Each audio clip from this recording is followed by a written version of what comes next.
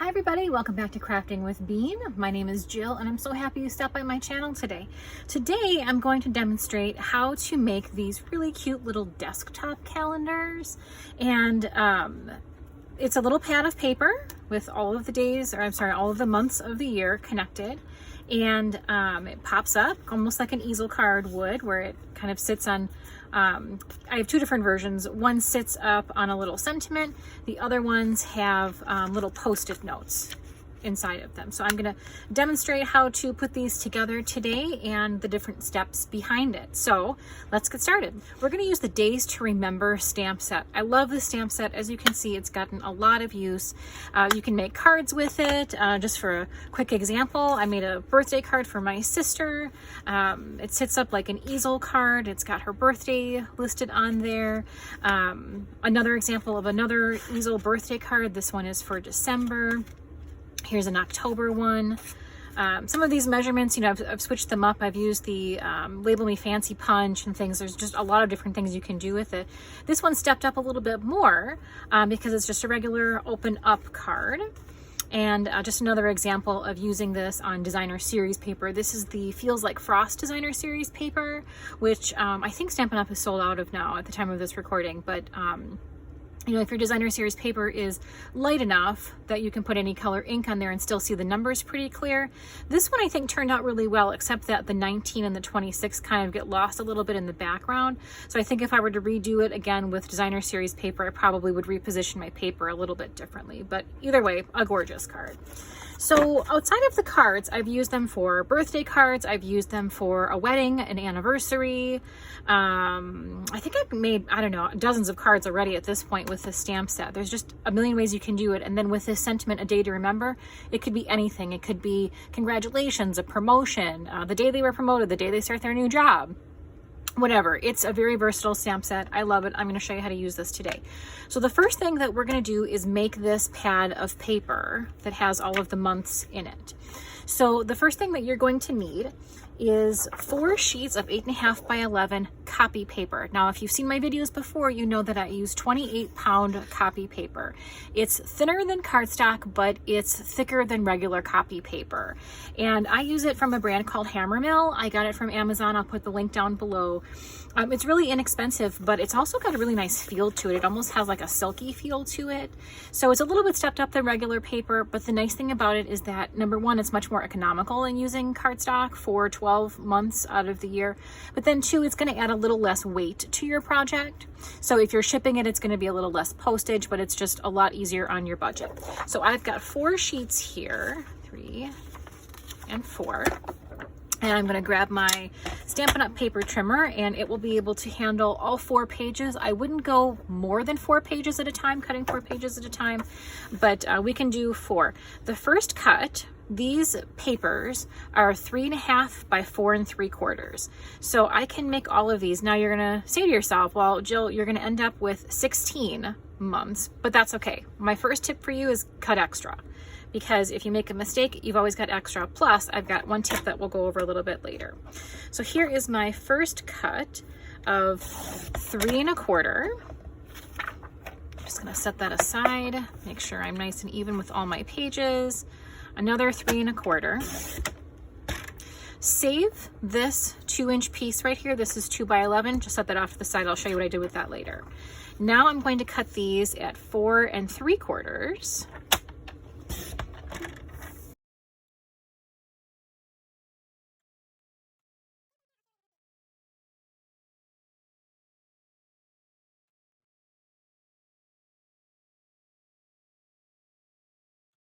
Okay,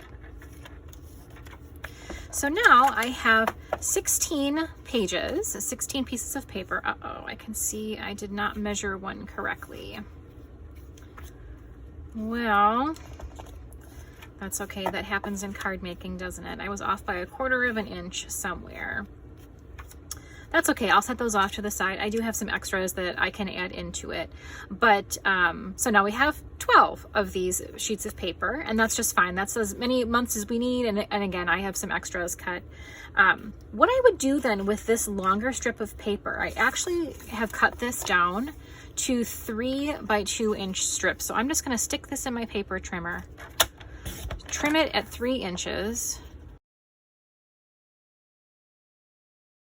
You're sort of left with this little square and these little extra scraps. I saved up mine. I've made a lot of these calendars so far, and I had a lot of these, and I'll show you what I did with them. First, I'm going to demonstrate the actual stamping piece of it. So now my next tip comes in when it comes to actually stamping this. Now I have a multi-stamping tool. It's okay if you don't have one of these. I actually found myself using this just for placement, not for re-inking. These things are, you know, really good for all of those. Stampin' Up! Has one. It's called a Stamparatus. This one I got for Christmas. I think they purchased it from Amazon, and it works just fine. So the first tip that I have for you on this is to use grid paper. When you want to stamp on something, you should always have paper behind it. It's just easier for cleanup. But I would use grid paper, and I would outline your page. So you can see that my paper here that I'm going to stamp on is outlined in a thicker line here. I've gone over a little bit just to help my eyes a little bit, just to see where those edges are a little bit more evenly. I've also marked the middle portion of this, where the middle of the paper actually is, so that I can center my stamps that are going to go on there. Another tip, I would not use pencil for this. I would use pen. I had a grid paper piece like this that I used pencil, and I found some of that pencil markings were actually rubbing off on the paper and on my fingers, so use ink, it works a lot better. So I'm going to go into my stamp set, and the first thing I'm going to pull out is January. Where's my January? And January has 7 letters in the word January, so U is my middle letter. I'm going to line that up right in the cross here. So when I hold my calendar next to it, you can see that this is in line with my month. This is in line with my days of the week, this line here. And then this sort of section is where I ideally want all of my days, my numbers to be within this little bracket, I guess, if we're going to call it that. So I'm going to take the middle of my word January, and I'm going to line up that U so that this cross right here, this intersection, is right in the middle of January. I'm going to get my days of the week. Now this stamp set comes with 2 separate pieces for days of the week. One has Sunday through Saturday, like we would normally see in America, the typical calendar settings, but it also does come with Monday through Saturday, where the day of the week starts on a Monday. I'm not sure if you can see that, but it doesn't start on a Sunday, it would start on a Monday. As you can probably see, I haven't really used that one that much. I just find that this one is a little bit more helpful for me. So Wednesday being the middle day of the week, I'm going to put my W right smack dab in the middle of that intersection of those lines right there. So those can be lined up. And I just want to make sure that I've got all my days of the week going in a straight line, and that looks pretty good to me. The last thing I need to do is put down my actual days. Now, one other thing I would recommend when doing this, when making a calendar, write down just on a scrap sheet of paper, the month, how many days are in the month, 31 days, 30 days, 28 days, whatever, and then what day the first of the month starts on. So in this case, there's 31 days in January, and the first of the month starts on a Saturday. So I have my numbers here. I want the first of the month to start on Saturday. One thing that I really recommend is making sure that your Wednesday lines up, your Wednesday dates line up, that everything is in line there. It'll be a lot easier if I were to make this sheet of paper all over again. I actually would probably put down what the first Wednesday date is. So the first Wednesday date is the 5th of January for next year, 2022. So I would actually write that down because it's just one less thing that I have to line up. But regardless, however you want to do this, now I'm ready. I can pick up my stamp. And another tip that I've seen a YouTuber use is just using a dry erase marker, or a dry eraser, and just picking up the stamp that way. The same thing with actually stamping it. So now I've got my stamp loaded and ready to go. I'm going to put down my first piece of paper. And January has 31 days, so I don't have to worry about masking off any numbers. And I'm going to use just basic gray. And one great thing about this particular stamp set, the width of this ink right here is the same width that goes Sunday through Saturday. It's that 7 days of the week. So let me just move this aside for a second, and I hope you can see. Let me put this sandwich together, and I'll kind of hold it up a little bit closer to the camera. you can see that my days of the week line up perfectly with the ink. I don't go over. So this section of numbers shouldn't be inked because it's not going to be part of the actual calendar. So this lies perfectly within there, which is great. If you still want to mask off the other numbers, that's fine. But that's a great thing with this particular stamp set. Stampin' Up! Just really did a great job. So I'm going to ink up my stamps here, my numbers.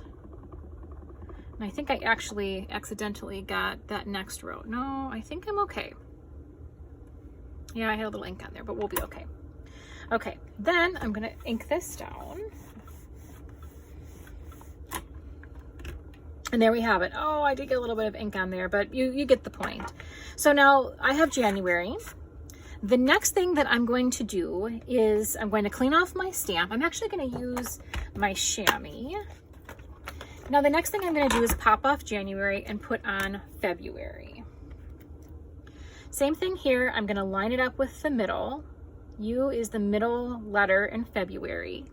I'm going to put down my days of the week anyway because it just makes the lining up the numbers a lot easier. I guess you wouldn't have to do that step, but I just found it was easier for me. Now February starts on a Tuesday, so I'm going to put the first of the month on that Tuesday. I'm still going to look down my Wednesday dates and make sure I'm in alignment there. And then I'm going to pick up my stamp one more time. Now I need to remember to mask off the 29th, 30th, and 31st. So I'm just going to look within my range here. I'm just going to mask off, use washi tape. I have this Post-it labeling and cover up tape. I got it from Amazon. It works really well and you can get multiple uses out of just one little sheet. So now I've got the 29th, 30th, and 31st masked off. I'm going to get my paper ready to stamp here.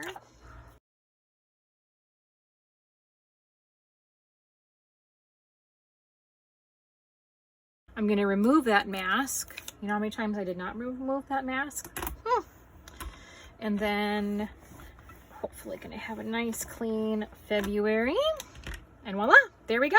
Now we have February. I probably should have cleaned my stamp a little bit better there, but you get the point. Now I'm going to go through and make the rest of my months. If you're doing multiple months at a time, meaning you want to make 10 of these calendars and stamp 10 Januaries, I would recommend it. You can really use it for so many things. Like I said, you can use it for anniversary cards and a lot of other things, so that piece of paper can really stretch a long way. So now, if let's just say I've gone through and I've made all of my months together, I would then have a nice little calendar. I'd have January all the way through December.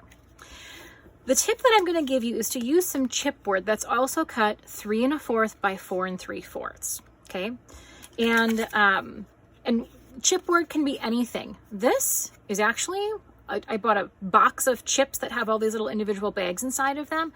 This is exactly what I'm going to use. Because my paper is copy paper and it's not really thick, I just need a little bit of extra reinforcement, but not a lot of bulk. You can use regular chipboard, like this comes from the insides of paper pumpkins that I get each month. You could go out and buy this, but you probably already have it. A tissue box, like I say, I used a chip box, a cereal box, all of those things would work just fine. You're just giving a little bit of reimbursement to that backside. Put an extra sheet of paper on top. That's why I said to cut extras. Put an extra sheet of paper on top. There's a million different reasons. I'll just name a few. The next thing you're going to do is put clothespins up here. These clothespins may leave a little dent on that top page, so put the scrap sheet there. The next thing we're going to do, actually before I do that, I want to make sure that all of my papers are touching the bottom. So I'm just going to sort of tap this a little bit, make sure I'm in alignment here, everything looks good. Then I'm going to put my clothespins on. And all I'm going to do is pull out my silicone craft sheet and I'm just going to put a layer of glue along the top. Now, just a couple of words to the wise. I did a little bit of a science experiment on this because I've seen this made a couple of different ways throughout YouTube. The first pad that I made, I used my Tombow glue, my green glue. And now the one thing to remember, this is multi-purpose glue and it's going to remain sticky. It's just always, it's a multi-purpose glue. That's just how the properties work with that. I even took my embossing buddy though, because that was so tacky. If you have an embossing buddy, you know, a little bag of this powder. I even took that to it, and it's still, hopefully you can hear that. It's still even a little bit tacky even after using that embossing buddy. It works just fine. As you can see, my pad of paper is still held together just fine. It tears just like a regular pad of paper should, just like we want this to tear. But just know that it's going to be a little bit tacky. The other thing behind that tacky part would be on top here. Your recipient of this likely isn't going to be touching that top of it, so it's probably not going to be a big deal. But if you don't like it, I recommend using this art glitter glue. Now, Stampin' Up! Doesn't sell this, so it's not available in my online store, but I just got this from Amazon. And that's what I use to make my other sheet of paper, or my other pad of paper. And this works, to me, beautifully. There's no stickiness along the top. It dries clear. It has this really fine point tip that comes along with it when you purchase it.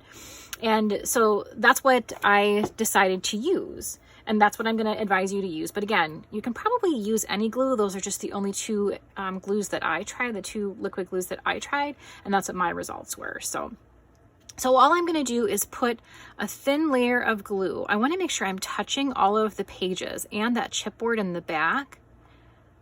And I'm just going to go through and I'm just going to kind of put like a thick sort of line on there, and then use the tip of my glue to sort of smooth it out, spread it out to make sure that every single page is touched. The second tip that I have of why you want a top page, a top scrap page that will be pulled off before you give it to your recipient, is that if you get some glue on this front page, if it kind of drips over a little bit, of all the calendars that I've made, that's only happened a couple of times. I was able to keep control of my glue, if you will. And I really didn't have that, but for the ones that did, I was happy I had a spare little sheet of paper right there. And basically, that's all you're going to do. You want to make it thin enough where you can still see the texture of the paper, and that's really all that you need. Let it dry overnight. It probably doesn't take that long, but that's what I did, and I had really good results with it. You've got to put the pin back in that glitter glue right away. And then just let it be. Just let it dry overnight. What you'll be left with is a pad of paper. A perfectly great pad of paper. Now don't worry about whoever sees the back. This is actually going to be stuck to cardstock. And that's the second part of what I was making. The other thing I was going to tell you about these little sheets that I set off to the side, I actually made a pad of paper out of those too. I actually put designer series paper on one of them. I told you I've made lots of calendars, and I just have some Bermuda Bay and just some designer series paper that I put on there. And this is a little cute pad of paper you can put in as part of the gift. You can toss it in your car, in your purse, whatever. It's a really great size. So that's just one more tip to do with that extra paper. You're really going to get a lot out of this paper, and I think you'll like it. So I'm going to set this aside, let that dry overnight, and then we're ready to assemble our calendar. So I'm going to have this one set up and this one set up so you can sort of see. The one I'm going to be putting together today, I'm using Bermuda Bay. And there's a couple of different things that you can change up as we go here. Now, you'll see that these have two different bottoms. This one has a Post-it note holder right here. I think I over decorated this one a little bit. And this one just has a little thing that's popped up on a sentiment. So I'll walk you through either way. So these are the supplies that you're going to need. You've got your one pad, your calendar pad. I took one sheet of cardstock. Let me push this over here. One sheet of cardstock. I had Bermuda Bay, and I ended up, this one's going to have a Post-it note. So I have basically one sheet of cardstock, 4.5 by 11, scored at 5.5 and 2 3/4. Okay, this is just a 4.5 by 4.25 by 5.5 piece of cardstock. It's the other half of this, and cut in half here. And then I use this, again, this bottom part here for my Label Me Fancy punch, and then the Post-it note holder. If you just wanted to do this, then you can just put your sentiment together, pop it up on dimensionals, and be done. So it depends on how much supplies you need. It depends on which version of this you'd like to make. Then I also have, these were two 6x6 papers. This actually was from the celebration earlier in the year of 2021.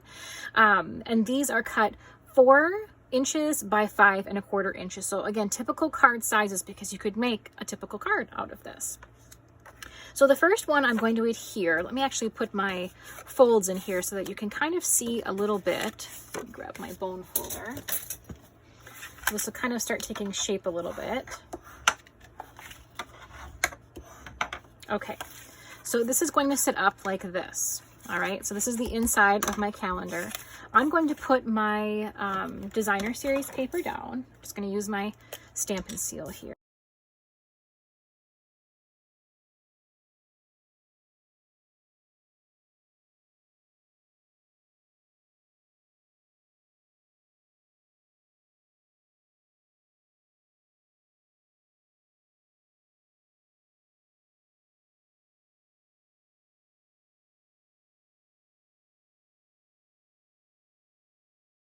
And adhere that down. Now, for the actual calendar to be adhered, I actually recommend using tear and tape.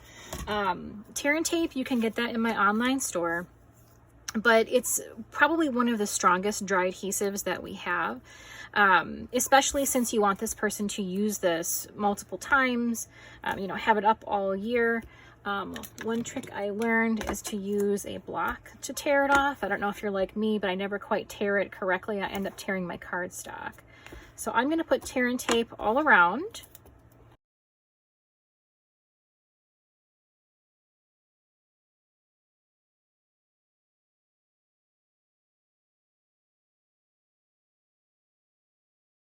And I know that seems like a lot of tear and tape, but again, you really want to make sure that this adheres for a full 365 days. I'm going to use my take your pick tool and get that off, those backings off.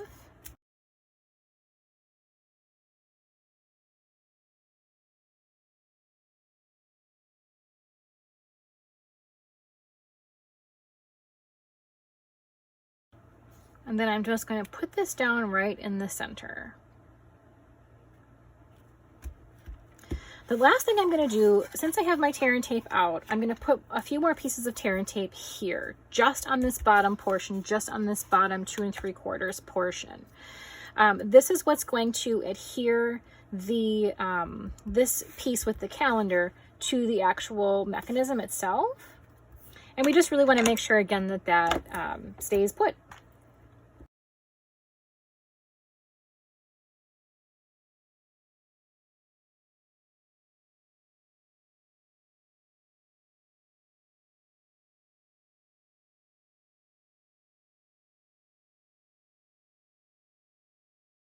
So now let's just make sure that I know which end is up.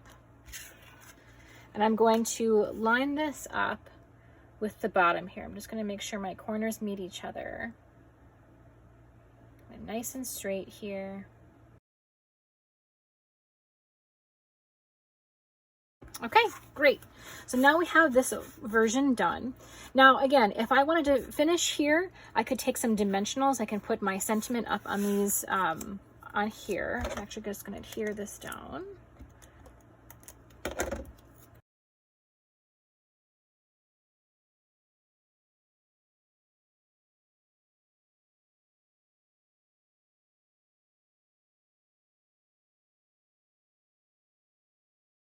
Now you want to be a little bit generous with your dimensionals because it's going to have a lot of work to do to hold that up for you.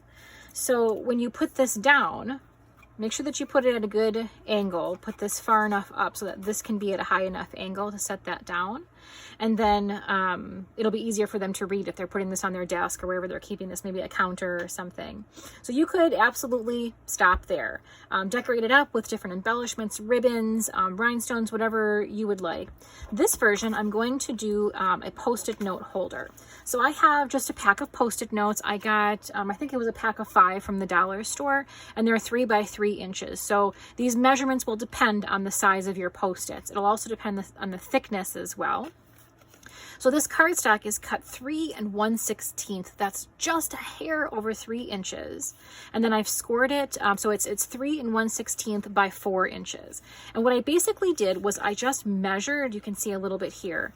I measured my Post-it, I lined up all my corners, and then I just used a pencil and I just drew where it folds over and then where it's going to fold over again.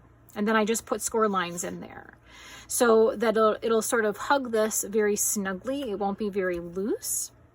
And so again, since we've got our tear and tape out, I'm going to put tear and tape on both sides, this side and this side. This is going to adhere to the Post-it. This is going to adhere to our calendar here.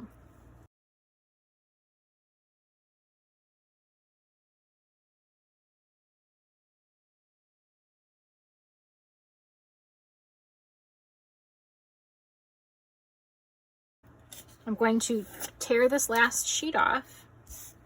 I'm going to tear this inside, remove this backing from the inside and line this up. I'm actually going to do it this way. I'm going to put the front side of the Post-it pad down. You can see I've got just a little bit left here of from this backing so that my front parts are touching. And I'm just going to let it fold over onto it. And there we go. So now that part is attached and that part's ready to go. We just need to now attach this down here. I'm off just a hair. So I'm going to remove my backings on this.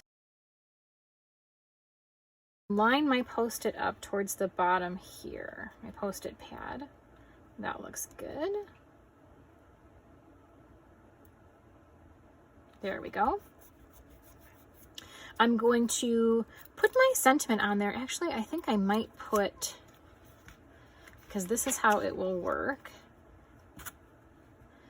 And then I feel like I want to put something, oh yeah, I have my designer series paper here. I can put it this way, or I could even put it, this is just a 2x2 square that I had left over from my my 6x6 paper. I cut it at 4 and 5.5, so I had that 2-inch side. So I just cut off a little bit here. And I think that looks good to me. So I think I'll do it that way.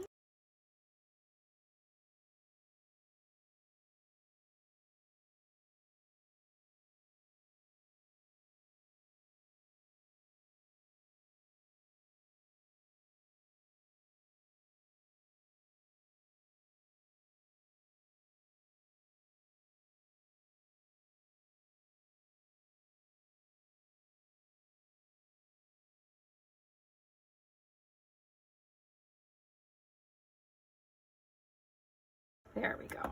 Just a little something. And there we have it. We have a calendar. Now, again, I have this top sheet of paper. What I have found these work really well to go inside is our acetate boxes that are sold in my online store. They fit perfectly inside here. So before I put it in, I'm going to tear off that sheet of paper. And all I'm going to do is just tear it off. And then we're ready to pack it up. Maybe you could put some sentiments on there, but it fits perfectly inside of our acetate boxes. And you can see everything in here. I've made a few different versions of these in different colors. For this little, I got a little ambitious here. I have a little magnet in here. I've essentially created the same way here. For my embellishments for this one, I used the art gallery stamp set. If you've seen my videos before, you know I love it. You could put a white piece of paper here with a little sentiment in there, maybe a little happy birthday, wishing you a happy new year, something along those lines. It'll be hidden most of the year, but it'll be a little secret message, I suppose, in there as well. So that's what I have for you today. And I hope that you like this. Give it a thumbs up if you do. Leave me some comments down below. Which one's your favorite? Which one did you love? I'll also list the different types of designer series paper that I've used throughout these calendars that I've created. Really, any kind of designer series paper that you have that coordinates with your cardstock is going to be great. I'll also link the product for this 28-pound copy paper as well. It makes it a little bit thinner and a little bit lighter, so shipping's going to be a little bit easier. This will overall be a lot better on your budget. So take care, everybody. Until my next video, be well. Bye-bye.